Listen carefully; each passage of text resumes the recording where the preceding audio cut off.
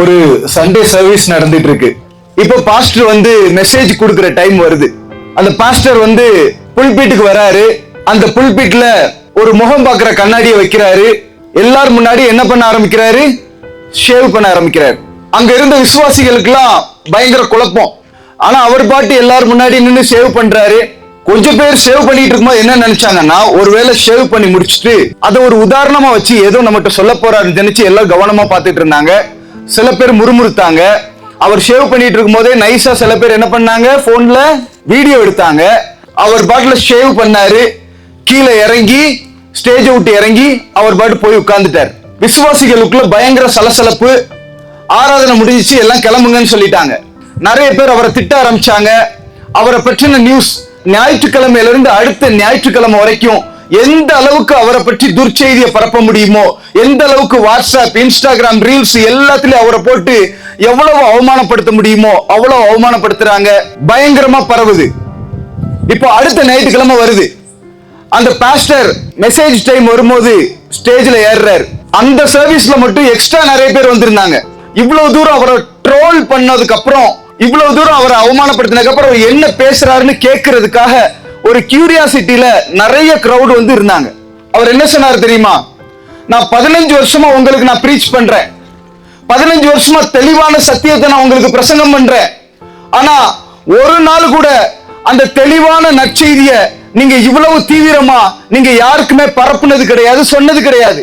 ஆனா என்னை பற்றின ஒரு நெகட்டிவ் நியூஸ் வந்த உடனே இதை எவ்வளவு தீவிரமா நீங்க உலகத்தின் கடைசி பரியந்த வரைக்கும் எங்கெங்கெல்லாம் வெளிநாட்டுல இருக்கிற ஃப்ரெண்ட்ஸ் வரைக்கும் நீங்க இதை ஷேர் பண்ணீங்க.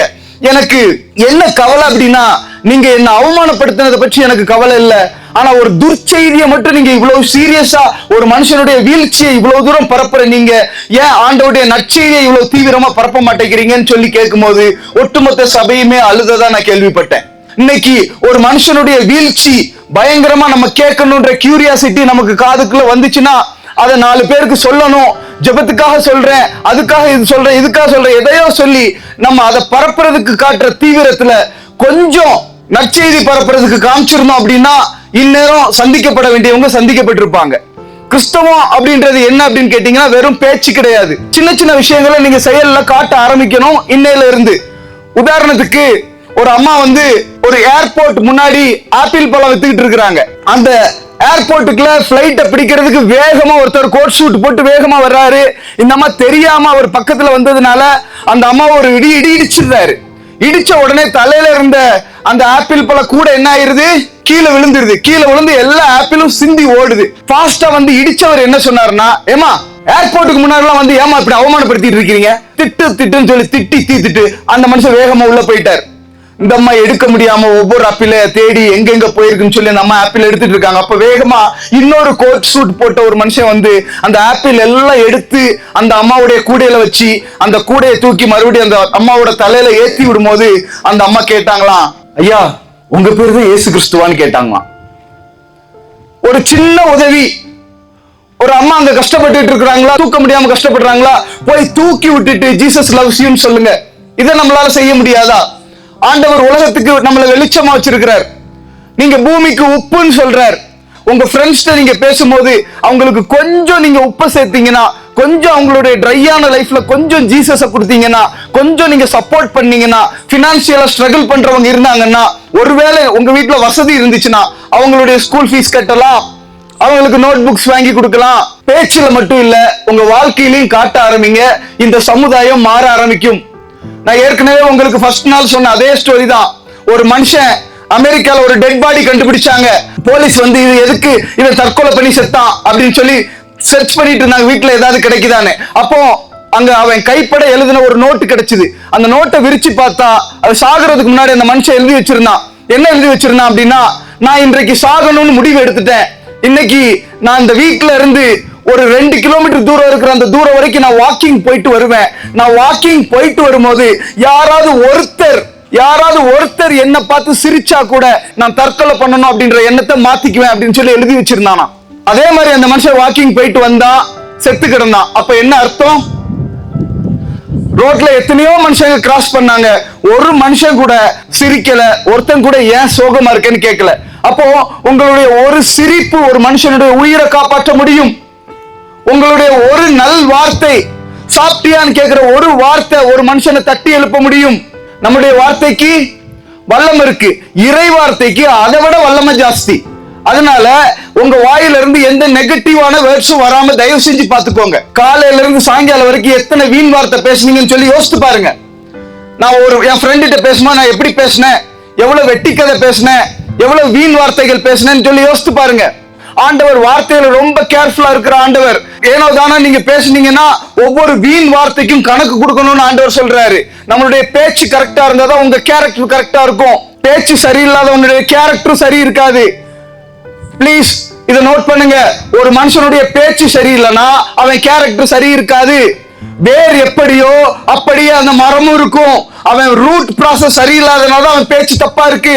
ஒரு மனுஷன் டபுள் மீனிங்ல பேசிட்டு நகைச்சுவை பண்றது தப்பு இல்ல, ஒருத்தரை சிரிக்க வைக்கிறது தப்பு இல்ல. ஆனா இன்னொருத்தனை காயப்படுத்தி சிரிக்க வைக்கிறது, இன்னொருத்தனை கிண்டல் பண்ணி சிரிக்க வைக்கிறது, இதுக்கும் கிறிஸ்தவத்துக்கும் சம்பந்தமே கிடையாது. சம்பந்தமே. அதுக்கு பேர் பரியாசம்னு ஒரு பேரை பைபிள் கொடுக்குது. உங்களை நீங்களே கோமாளியாக்கி வேணா அடுத்தவங்களை சிரிக்க வைங்க. ஆனா இன்னொருத்தனை கோமாளியாக்கி சிரிச்சீங்க அப்படின்னா, இன்னொருத்தனை கிண்டல் பண்ணி சிரிக்கிற இடத்துல நீங்க இருந்தீங்க அப்படின்னா, நிச்சயமா நான் சொல்றேன், நீங்க ஆவிக்குரிய வாழ்க்கையில் வேறொன்ற முடியவே முடியாது. தீமோத்தேயுக்கு பவுல் சொல்லும் போது முதல்ல சொன்னது, உன்னுடைய வார்த்தையிலும் உன்னுடைய நடத்தையிலும் உன்னுடைய அன்பிலும் உன்னுடைய ஆவியிலும் உன்னுடைய விசுவாசத்திலையும் உன்னுடைய கற்பனையும் நீ எல்லாருக்கும் மாதிரியா இருன்னு சொல்றாரு. விசுவாசிகளுக்கு மாதிரியா இருன்னு சொல்றாரு. அதுல முதல்ல அவர் சொன்னது வார்த்தை. பேச்சு சுத்தம் இருக்கணும், கரெக்டா பேசணும். உள்ளதை உள்ளதென்றும் இல்லதை இல்லதென்றும் சொல்லுங்கள். அதற்கு மேல நீங்க எது பேசினாலும் அது எதுலதான் போய் முடியும்? தீமையில தான் போய் முடியும். அந்த எக்ஸாஜரேஷனே, இங்க நான் ஒரு ஸ்டோரியை எக்ஸாஜரேட் பண்ணி சொன்னா கூட நான் எக்ஸாஜரேட் பண்ணி தான் சொல்லியிருக்கேன். நிஜமாவே அந்த பாஸ்டர் இப்படி நடந்துக்கல, நிஜமாவே அந்த விசுவாசிகள் அந்த அளவுக்கு பரப்பல, பட் ஸ்டில் எக்ஸாஜரேட் பண்ணி பேசினா கூட அந்த எக்ஸாஜரேஷனை ஒத்துக்கோங்க. அப்போ ஃபர்ஸ்ட் உங்களுடைய வார்த்தையில கவனம் வச்சீங்கன்னா உங்களுடைய வாழ்க்கை கவனம் நிறைந்ததாக மாறும். இப்ப இந்த குழந்தைக்கு யார் முன்மாதிரி? இந்த 5 வயசு பாப்பாவுக்கு இந்த 10 வயசு பிள்ளை, இந்த 12, 13 வயசு பிள்ளை தான் முன்மாதிரி. இந்த 13 வயசு பிள்ளைக்கு நீங்க தான் முன்மாதிரி. இந்த 20 வயசு பிள்ளைக்கு நான் தான் முன்மாதிரி. எனக்கு இந்த உட்கார்ந்துருக்க இந்த அங்கிள் தான் முன்மாதிரி. இப்படி ஒவ்வொருத்தரும் அவங்க ஏஜ்ல நம்ம முன்மாதிரிகளா இருக்கிறோம். 4 வயசு பிள்ளைக்கு 6 வயசு பிள்ளை முன்மாதிரி. அவதான் கையை பிடிச்சு கூட்டு போறா. சோ அடுத்த ஜெனரேஷனை மனசுல வச்சுதான் நம்ம செயல்படணும். உங்க ஆவிக்குரிய வாழ்க்கையில பிரயோஜனப்படாத எல்லாத்தையும் கட் பண்ணிருங்க. எது உங்க ஸ்பிரிச்சுவல் லைஃபுக்கு growth-ஆ இருக்காங்களோ, யாருடைய பேச்சு ஸ்பிரிச்சுவல் லைஃபுக்கு growth இருக்கோ அவங்கள மட்டும் ஃபாலோ பண்ணுங்க. வாயை திறந்து காணிக்கை கேட்கிற எந்த ஊழியக்காரருடைய மெசேஜையும் கேட்காதீங்க. அவங்க கண்டிப்பா ஃப்ராடா தான் இருப்பாங்க. என்ன ஊழியத்துக்கு அழைச்சது யாரு? என் பிதா என்ன அழைச்சிருக்கிறாரு. என்ன அழைச்சது அவர்னா, எனக்கு ஒரு தேவைன்னா நான் யார்கிட்ட போய் கேட்கணும்? ஆண்டவர்கிட்ட போய் கேட்கணும். அவர் என் அப்பா, என் தேவையை சந்திப்பாரா சந்திக்க மாட்டாரா? சந்திப்பார். அப்ப நான் நேரடியா எனக்கு ஒரு தேவைனா நான் நேரடியா வந்து உங்ககிட்ட ஒரு தேவையை சொல்லி நான் உங்ககிட்ட காசு கேட்கிறேன் அப்படின்னா என் நம்பிக்கை யார் மேல வந்துடுச்சு?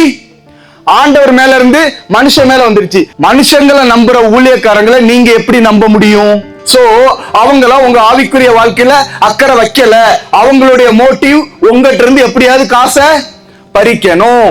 அதனாலதான் மெசேஜ் கொடுக்கும் போதே கீழே ஜிபே நம்பர், அந்த நம்பர், இந்த நம்பர், கீழே அக்கௌண்ட் நம்பர் பெருசா வந்துச்சுன்னா தயவு செஞ்சு உங்க ஸ்பிரிச்சுவல் growth-க்கு அவர் மெசேஜ் கேட்டா என் ஆவிக்குரிய வாழ்க்கை பலன் அடையுது, அவருடைய மெசேஜ் கேட்டா என் ஆவிக்குரிய வாழ்க்கை நல்லா இருக்குது, அவருடைய மெசேஜ் கேட்டா நான் ஆண்டவருக்குள்ள வளர்றேன் அப்படின்னா மட்டும் அப்படிப்பட்ட மெசேஜஸ் மட்டும் கேளுங்க.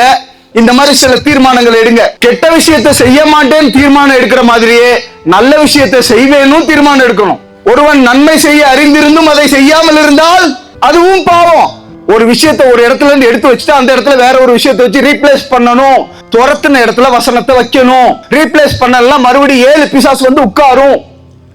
அதை பிசாசு யூஸ் பண்ணிக்குவான். சோ உங்க மனசுல இருந்து கெட்ட விஷயத்தை எடுத்துட்டு நல்ல விஷயத்தை வைக்கணும். ஒரு 3 பேர் ஜெபம் பண்ண போனாங்க. இதை மட்டும் சொல்லி முடிச்சிடுறேன். ஒரு 3 ஊழியக்காரங்க ஒரு வீட்டுக்கு ஜெபம் பண்ண போறாங்க. அந்த வீட்டுக்குள்ள போகும்போது வாசல்ல ஒருத்தன் உடம்பு ஃபுல்லா புண்ணு வந்து அப்படியே எழும்ப முடியாம அப்படியே உட்கார்ந்து பிச்சை கேட்டுக்கிட்டு இருக்கிறான். வீட்டுக்கு வெளியில அந்த வீட்டுக்குள்ளதான் 3 ஊழியக்காரங்க ஜெபம் பண்ண போறாங்க. உள்ள போனா ஒரு வியாதியஸ்தர் படுத்து கிடக்கிறாரு. அவருக்கு தலையில கையை வச்சு ஜெபம் பண்ணிட்டு, ஐயா விசுவாசத்தோட ஜெபம் பண்ணுங்க, ஆண்டவர் சுகம் கொடுப்பாருன்னு உள்ள ஜெபம் பண்ணிட்டு வெளியில வராங்க. 2 ஊழியக்காரங்க போயிட்டாங்க. கடைசியா வந்தவர் கீழே இறங்கும் போது, உள்ள போகும்போது இவரை பார்த்தோம், வெளியில வரும்போது இவரை பார்த்தோம்னு சொல்லி அவரை பார்த்த உடனே அந்த வீட்டுக்குள்ள போய் கொஞ்சம் சுடுதண்ணி போட்டு எடுத்துட்டு வந்து துணியை வச்சு அவருடைய புண்ணை தொடச்சி அவர் புண்ணுக்கு மருந்து போட்டு விட்டுட்டு, நான் உங்களுக்காக ஜெபம் பண்றேன், நீங்களும் ஜெபம் பண்ணுங்க சரியாயிரும்னு சொல்லிட்டு போனாராம். அந்த மனுஷன் அவரை கூப்பிட்டு, ஐயா நீ என் மேல இவ்வளவு அக்கறை வச்சு என் புண்ணை தொட்டு தொடச்சி இதுவரைக்கும் யாருமே எனக்கு மருந்து போட்டு விட்டது இல்ல, என்னை தொடுறதுக்கு டாக்டர்ஸே அசிங்கப்பட்டாங்க, அதனாலதான் இங்க இருக்கிறேன். ஆனா என்ன நீ அசிங்கப்படாம தொட்டல்ல, என் புண்ணுக்கு மருந்து போட்டல்ல, நீ உள்ள அவனுக்கு சொன்ன கடவுளை நான் ஏத்துக்கிறேன்னு சொன்னாலாம். இதுதான் கிறிஸ்தவம். அப்ப வாயிலே வடை சுட்டா வேலைக்காகாது. கொஞ்சம் இறங்கி நம்மளால முடிஞ்ச உதவிகளை செய்யணும். ஒருத்தர் ட்ரெயினை பிடிக்க அவசரமா போறாரு, உங்களுக்கு கொஞ்சம் டைம் இருக்குன்னா கொஞ்சம் பைக்ல போய் டிராப் பண்ணணும்.